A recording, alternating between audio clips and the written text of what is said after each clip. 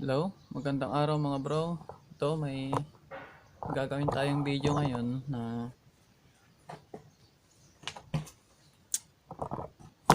ito yung board ng ang DVD player na meron na din siyang VCR na din siya. Bali binaklas ko siya mga bro. Ano na to? Hindi na to gumagana. Tagal na na-stuck. Ito yung ano to mga bro? 120 volt AC siya. Ayan. Tagal na to na sira na kasi yung board ng nito, yung board ng sa DVD. Ito 110 to mga bro. Galing US nga ito na model ng Sony. Ito yung harap niya, meron siyang VCR. Gagawin natin dito ngayon mga bro ay ituturo ko sa inyo kung paano siya i-convert sa 220. 110 siya. Lalagyan natin ng PSU module para magiging 220, para hindi na niya kailangan yung transformer. So ang gagawin natin dito ngayon mga bro ay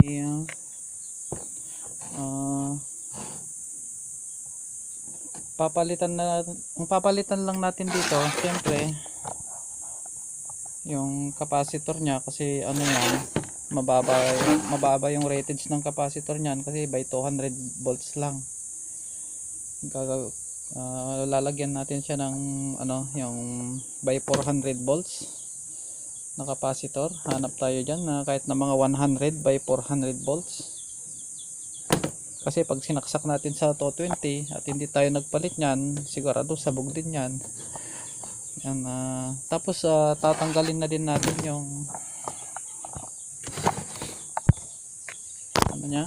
tanggalin natin yung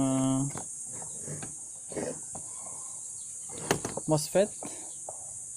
Yan yung MOSFET nya at saka yung PWM nya, yung nagdra-drive sa kanya. Okay, yun lang mga bro, tatanggalin natin dito. At saka itong pa nya mga bro, itong varistor nya. Kalimitan kasi pag galing ng US, rated 110 lang din yung itong varistor nya. Metal oxide varistor ang tawag dito mga bro. Ang gamit kasi nito ay halimbawa pag sinaksak mo siya sa mataas na voltage, lalagpas na yung kapasidad nito na voltage, sasabog siya, pati yung fuse sasabog na din. Ang gamit niya para hindi mapoprotektahan niya yung buong power supply mga bro. Dito pa lang nakat na yung voltage kapag sinaksak nyo sa 220. Nasunog ito, open agad yung fuse. Hindi na didiretso yung voltage sa power supply nyo.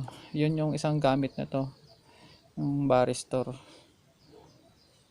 Hanap na lang tayo dyan ng yung ginagamit sa 220 volts sa mga TV. Mangangahoy na lang tayo. Okay mga bro, so ang gagawin ko muna, tanggalin ko lang muna itong mga dapat tanggalin. Ito, papalitan ko. Okay mga bro, di ko napapakita yung pagtanggal. Pupus ko muna. Yan mga bro, natanggal na natin yung bali ito na yung papalit natin na varistor, itong mas makapal. Ito yung malalaman nyo yung 220 at saka 110. Ito yung kanina, yung dati nya, mas manipis. Kaya mas magandang palitan na lang natin. Kasi protection din to mga bro. Yung iba kulay gray, yung iba itim. Lalagay natin. Tapos ito yung Tapos yung capacitor, ito na lang lalagay natin. Hindi naman to permanente eh. Ipapakita ko lang sa inyo kung paano siya pagganahin. Makikita natin kung mamaya yung mga voltage susukatin natin.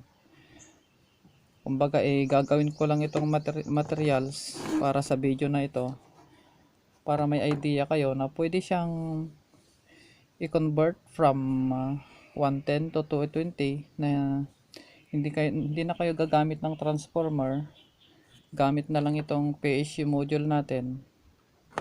Alam nyo naman na kung paano magkabit, ilang beses na akong nagkabit dito, ilang video na yung nagawa ko, kakabit ko na din.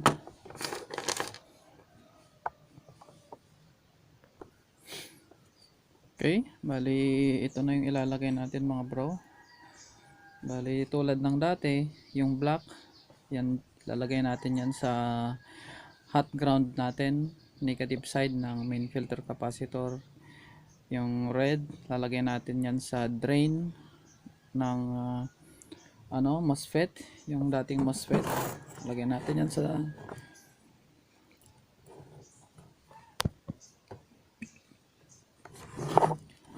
dun sa pin number 2. Yan yung drain nya.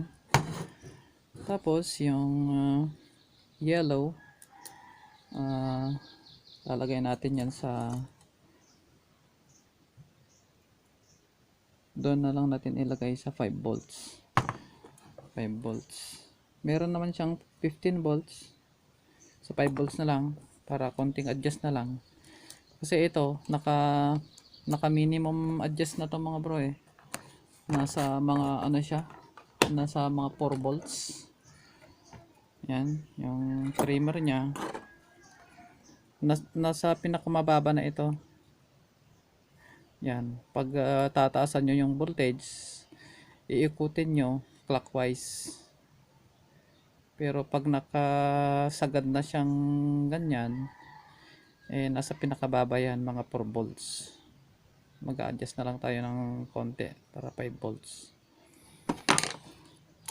Ako, mas gusto ko yung ina-adjust ko to kasi meron kasi yung mga power supply na kung minsan mataas.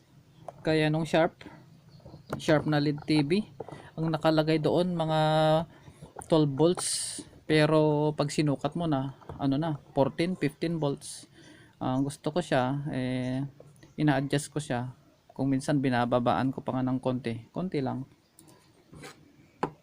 Ito mga bro, bali yung yellow kanina, lalagay natin yan doon sa positive side ng 5 volts. Kahit saan nyo ilagay, kahit saan, basta may voltage na nakalagay naman dito 5 to 24 volts, kahit saan mo ilagay yung supply, basta hindi siya lalagpas sa 24 volts. So yung gagamitin natin ngayon dito ay yung gagamitin ko yung 5 volts. Ilalagay ko itong yellow, tapos yung blue cold ground na yan mga bro. Okay, hot ground yung black, drain yung red. Okay mga bro, lalagay ko na muna. Pause ko muna. Yan mga bro, natapos ko na siyang connect. Bali yung yung black hot ground, red sa drain ng MOSFET, yung pinagtanggalan ko ng MOSFET, blue cold ground, at saka yung yellow sa 5 volts. Pagka tinignan nyo yung nyan, ganyan siya.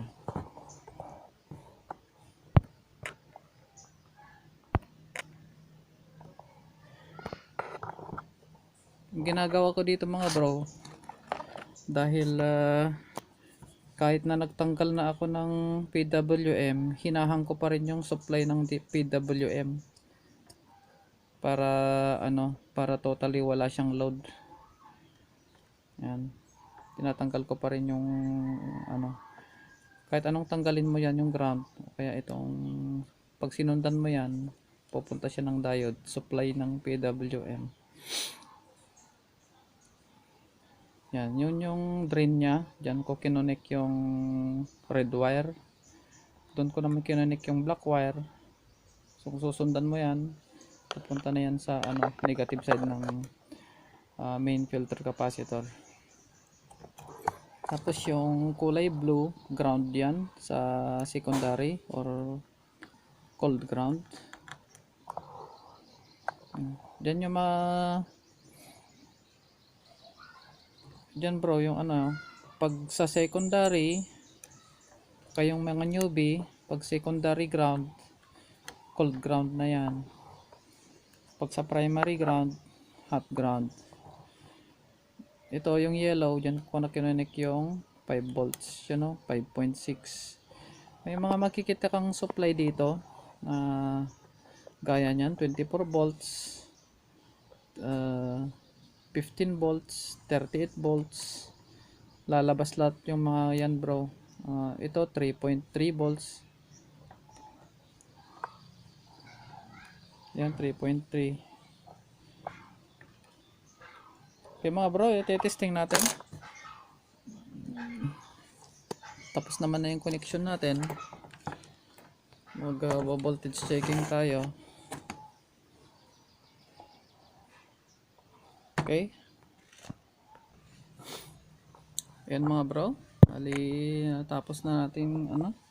Kunting adjust lang yung nilagay natin kasi sa 5 volts ko lang nilagay yung yellow wire. Ito, mag-voltage checking tayo. Naka-ground na yung black test rod natin. Bali ito yung 5 volts. Yan yung 5 volts. Yung 15 volts. Ito yung 15 volts. Yung 24 volts. Yung 24 volts. Yung 38 volts. Okay na mga bro. Oh, to 20 na yan mga bro. Sukatin natin yung ano para makita nyo na to 20 talaga. Sukatin natin yung main filter capacitor para makita nyo na nasa to 20 volts ko siya sinaksak. Yan yung main filter capacitor nya, 285 DC na. Oh, 285 volts DC. Punta tayo sa AC. Ito yung AC nya, 200. Ayan, 220 volts AC na yan. May ano na nga oh, naka-standby na nga mga bro oh. Oh. Yan ano natin, lalagay natin yung power on nya.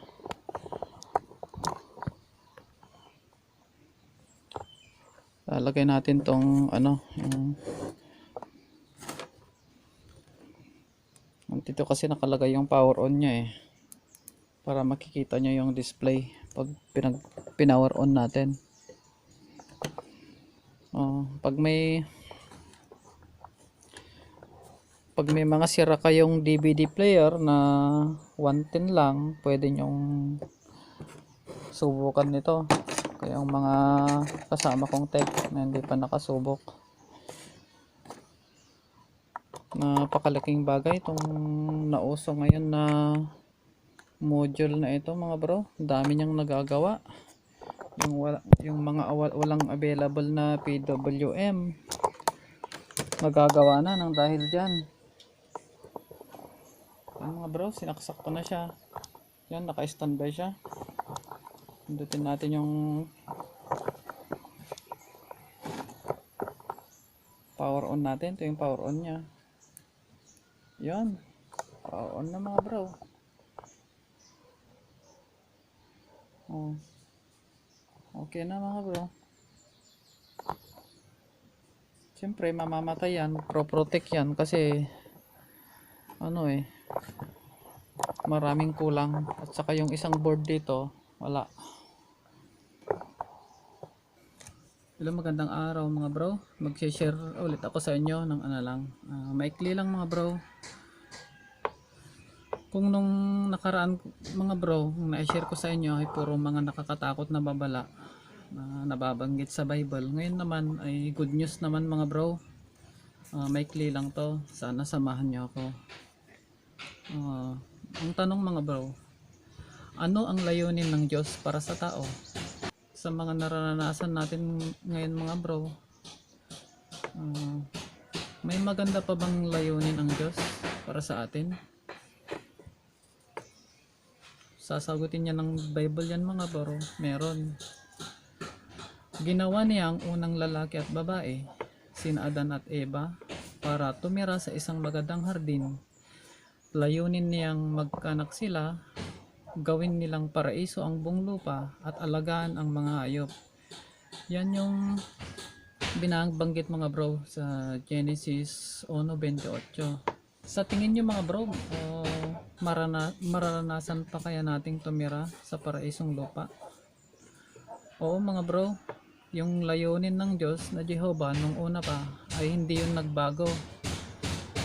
Binabanggit sa Isaiah 46:9 hanggang 11, sabi doon na tutuparin niya ang kanyang layunin at walang makakapigil sa kanya.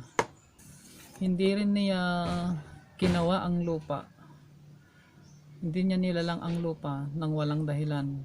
Gusto niyang mapuno ng mga mabubuting tao ang lupa. Pinapatunayan niya doon sa awit 37:29 na sinasabi doon na ang mga matuwid ang magmamay-ari ng lupa at titira sila roon magpakailanman.